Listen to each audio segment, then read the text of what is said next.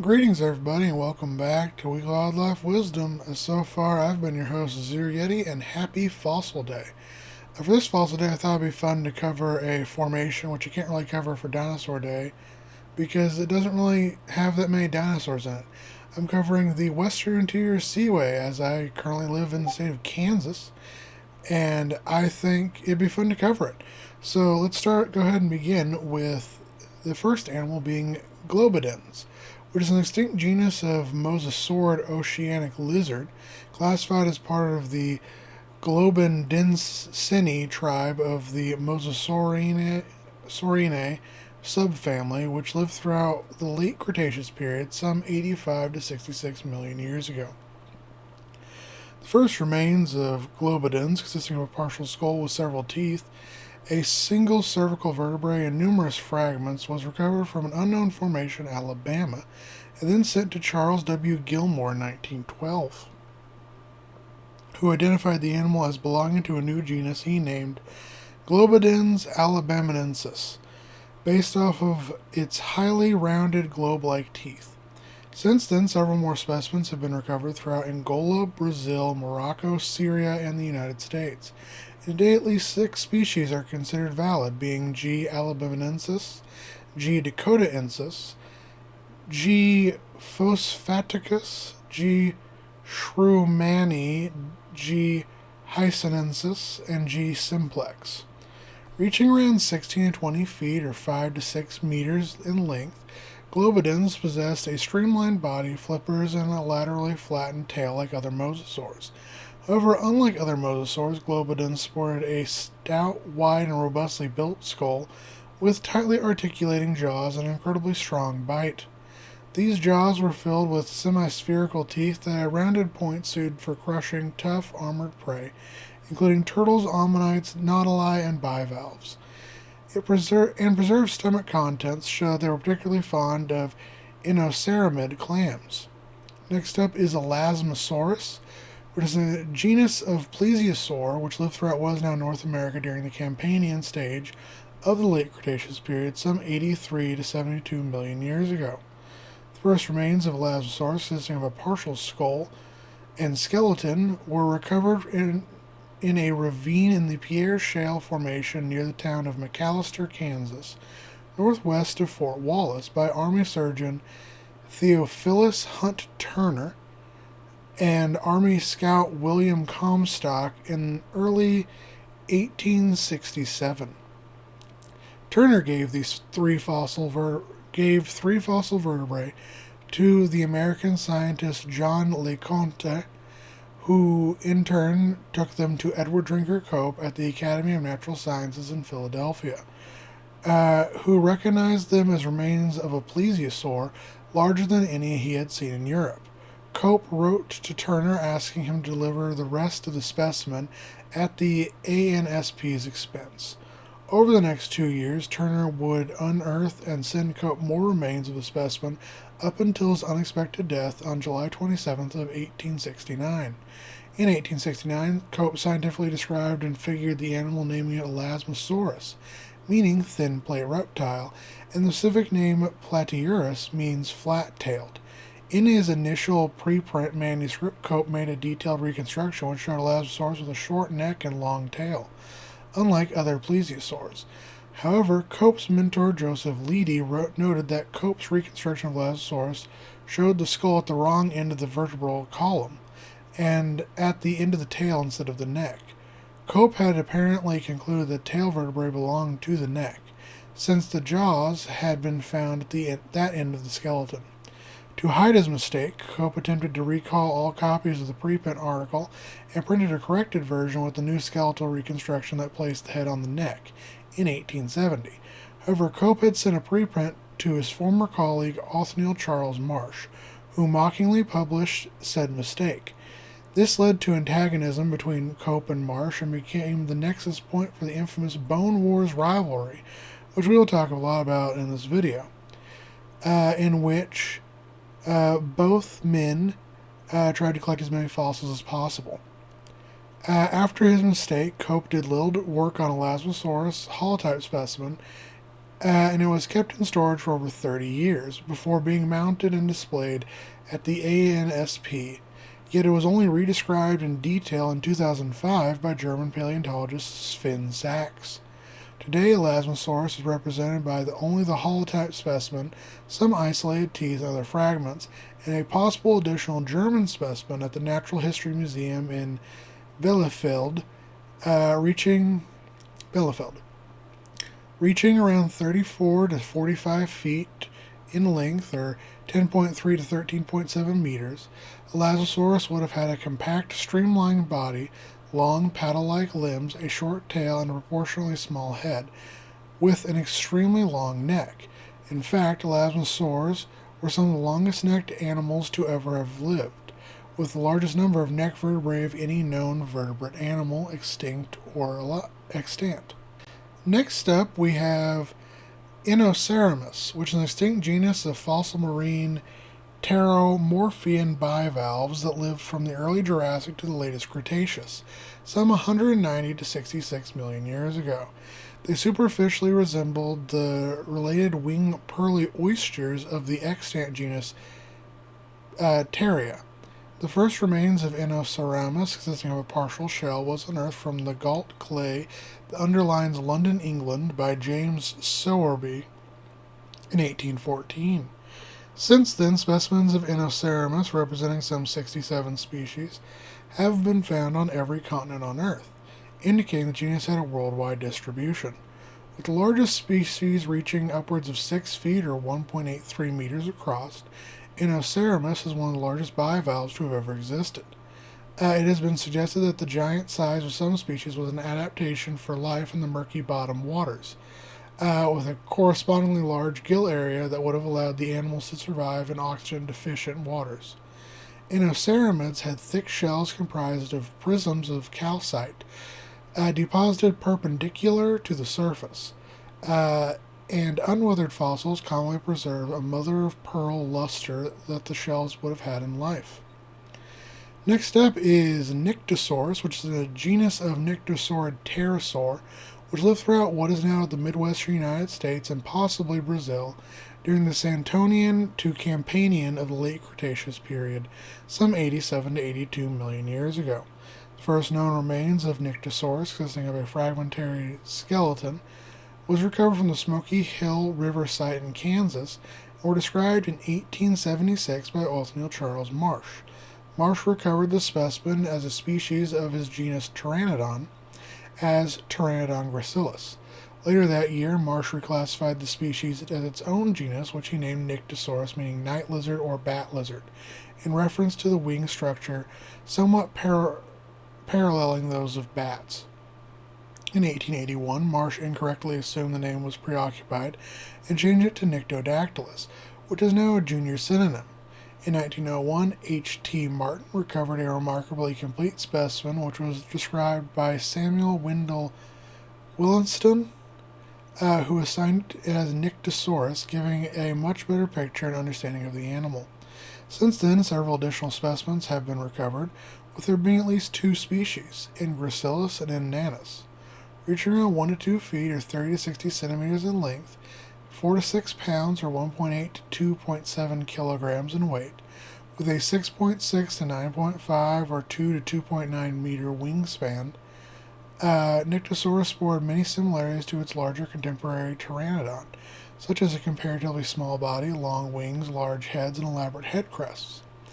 In Nyctosaurus, the crest is comprised of 2 long grooved spars, each as long or longer than the body, with one pointed upwards and the other pointed backwards, arising from a common base projecting up and back from the skull. Fairly unique amongst pterosaurs, Nyctosaurus also lost most of the wing fingers except the flight digit. As a result, Nyctosaurus likely would have had a hard time walking, let alone climbing, and likely spent most of its time on the wing.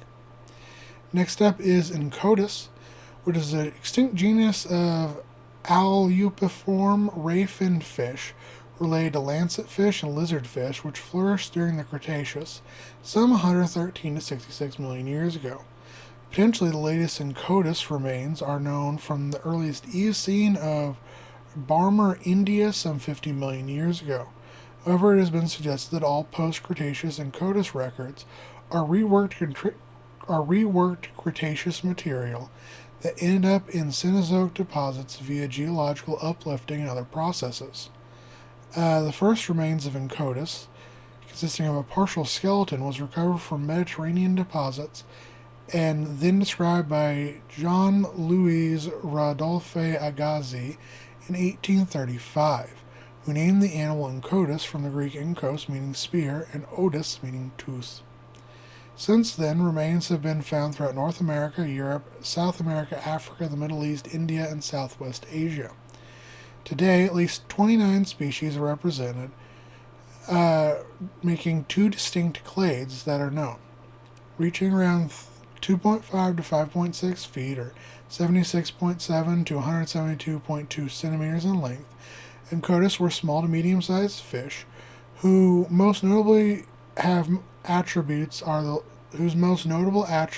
large fangs at the front of the upper and lower jaws of the palatine bones, leading it to its misleading nickname among fossil hunters and paleoichthyologists as the saber-toothed herring.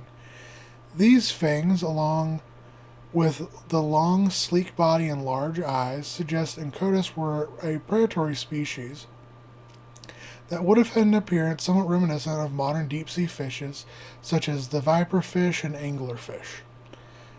Despite being a formidable predator, remains of Encodus are commonly found among the stomach contents of larger predators, including sharks, other bony fish, mosasaurs, plesiosaurs, pterosaurs, and seabirds.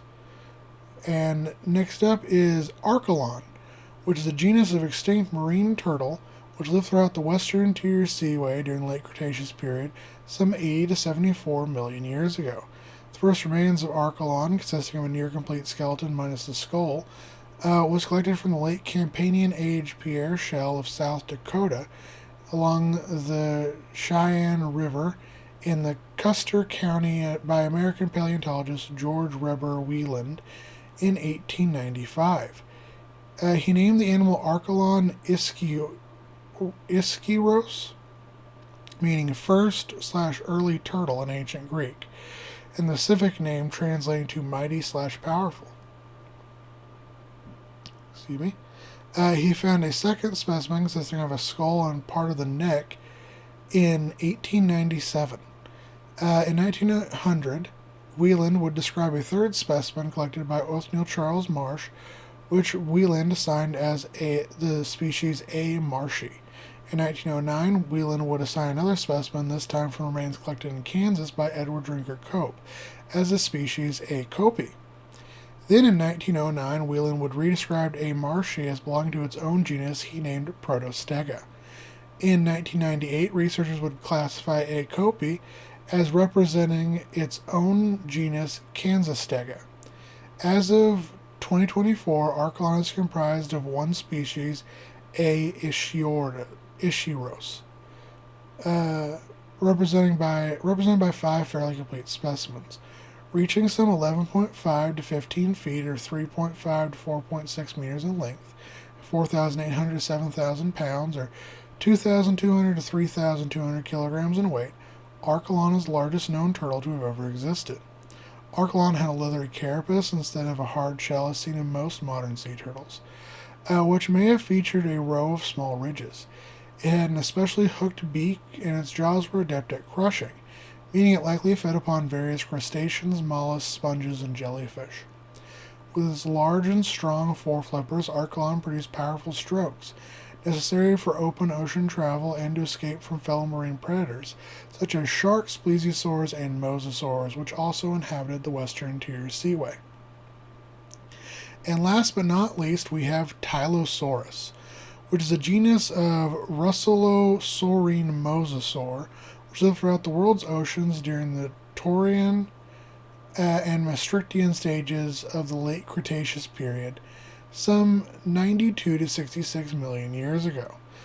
The early history of Tylosaurus as a taxon is fraught with complications caused in large part due to the Bone Wars, thanks to Edward Drinker Cope and Othniel Charles Marsh. The type specimen of Tylosaurus, consisting of a nearly 5 foot long or 1.5 meter partial skull and 13 vertebrae were collected by Louis Agassiz in late 1860s by the Niobrara Formation near the Union Pacific Railroad at Fort Hays, Kansas. Agassiz sent these remains to Cope, who described and named the creature as Macrosaurus prorigor in 1869. The genus being a pre-existing European mosasaur taxon, and the specific epithet prorigor means prow-bearing, which is in reference to the specimen's unique prow-like elongated rostrum. In 1870, he reclassified it as Leodon, and Cope named a second species, Leodon dyspelor, in 1871 based on the vertebrae and limbs he thought was sent to him from New Mexico, but modern analysis shows them to be from Kansas. In 1872, Marsh argued that Leodon prorigor and Leodon dyspelor are taxonomically distinct from the European genus and must be assigned as a new one.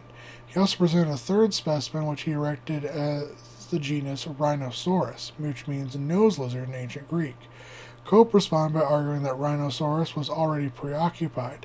He disagreed with Marsh's arguments and proposed that in case Marsh was indeed correct, the genus name Ramphosaurus should be used. Marsh later discovered that the taxon Ramphosaurus was preoccupied as a genus of lizard named in 1843. As a result, he suggested that they move the newly erected genus named Tylosaurus, which means knob lizard. Despite this, Marsh never actually got around to transferring the Rhinosaurus species to Tylosaurus, which was done in 1873 by Joseph Leidy, and 1894 John Campbell Merriam. Tylosaurus subsequently became a near universally accepted genus for T. prorigor, T. dyspelor, and T. micromus, which was the third species named by Marsh. An exception to this adoption was Cope, because of course it was, and he kept calling them all Leodon, because Cope was stubborn. Additionally, remains of American Museum of Natural History were assigned as their own species of Tylosaurus, being Tylosaurus nepaolicus, which is in reference to the Nepahola, the Native American name for the Solomon River. Over the following 150 years, dozens of specimens in many in incredible condition would be unearthed from around the world. Surprisingly, a fairly modern understanding of Tylosaurus was established by Samuel Wendell Williston's 1898 publication of a comprehensive study of the skeletal anatomy of Kansas mosasaurs, which was held as the gold standard until Dale Russell published Systematics and Morphology of American Mosasaurs in 1967, in which he found T. dyspelor and T. micromus as synonyms of T. prorigor, but found that T. nepaolicus was distinct. Today, the following species are considered valid: T. prorigor, T. nepaolicus, T. bernardi, T. pimbinensis, T. gaudrii, T. ivonensis, T. ibinensis, T. saskatchewanensis, or Saskatchewanensis, and possibly T. kansanensis and T. borealis. The different species of Tylosaurus vary considerably in size, with the smaller T. nepaolicus reaching some 16 to 23 feet or 5 to 7 meters, whilst the larger T. saskatchewanensis got around 32 feet or 9.75 meters. T. bernardi got around 40 feet or 12.2 meters, and T. prorigor got around 39 to up to 52 feet or 12 to 15.8 meters, with research supporting that the oldest Tylosaurus individuals may have gotten up to 66 feet or 20.1 meters in length. The most recognizable characteristic of Tylosaurus is the elongated edentulous rostrum that protrudes from its snout, for which the genus is named. It sported a large triangular skull, primitive yet well-developed flippers, and an elongated torso and strong, powerful tail. Fossilized Tylosaurus skin shows high traces of the pigment eumelanin, indicative of a dark coloration similar to that of a leatherback sea turtle in life. As one of the largest marine carnivores of all time, Tylosaurus was an apex predator that would have fed upon ammonites, squids, birds, pterosaurs, plesiosaurs, turtles, bony fish, sharks, and other mosasaurs. As always, take care of my guys, gals, non-binary pals. Hope you have a happy fossil day.